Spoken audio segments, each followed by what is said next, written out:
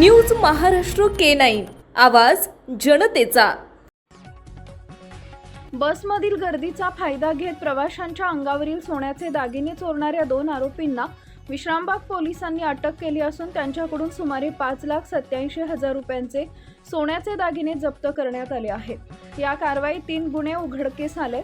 याबाबत पोलिसांनी दिलेल्या माहितीनुसार दिनांक 2 फेब्रुवारी 2024 रोजी दुपारी 1:30 ते 2:15 या वेळेत आंबेडकर चौक जकात नाका वारजे बस स्टॉप ते शनिवार पेठ दरम्यान बसनं प्रवास करत असताना एका प्रवाशाच्या उजव्या हातातील सुमारे 35,000 रुपये किमतीची सोन्याची पाटली अज्ञात व्यक्तीनं गर्दीचा फायदा घेत चोरून नेली होती। या प्रकरणी विश्रामबाग पोलीस ठाण्यात गुन्हा दाखल करण्यात आला होता। सदर गुन्ह्याचा तपास करण्याच्या सूचना प्रभारी अधिकारी प्रदीप कसबे यांनी तपास पथकाला दिल्या। तपासादरम्यान सीसीटीव्ही फुटेजच्या आधारे पोलीस अंमलदार अर्जुन थोरात यांना संशयितांची माहिती मिळाली।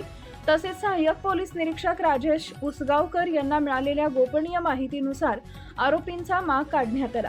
त्यानुसार बसवराज विजय सुतार वय वर्ष 25 राहणार केशवनगर मुंडवा पुणे आणि कृष्णा रमेश माने वय वर्ष 45 राहणार सरोदय कॉलनी मुंडवा पुणे यांना ताब्यात घेण्यात आले।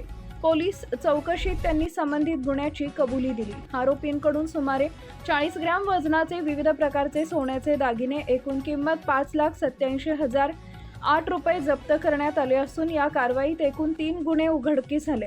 ही कारवाई अप्पर पोलीस आयुक्त पश्चिम प्रादेशिक विभाग राजेश बनसोडे, पोलीस उपायुक्त परिमंडळ 1 ऋषिकेश रावळे, सहाय्यक पोलीस आयुक्त चंद्रकांत भोसले यांच्या मार्गदर्शनाखाली वरिष्ठ पोलीस निरीक्षक प्रदीप कसबे व पोलीस निरीक्षक गुन्हे अरुण घोडके यांच्या सूचनेनुसार सहाय्यक पोलीस निरीक्षक राजेश उसगावकर तसेच तपास पथकातील पोलीस अंमलदार सचिन कदम, गणेश काठे, अमोल भोसले, शैलेश सुर्वे, आशिष खरात, सागर मोरे, राहुल मोरे, शिवदत्त गायकवाड, अनिश शेख, अर्जुन थोरात तसेच महिला पोलीस अंमलदार रेणुका पठारे व स्वाती बर्डे यांचा समावेश होता।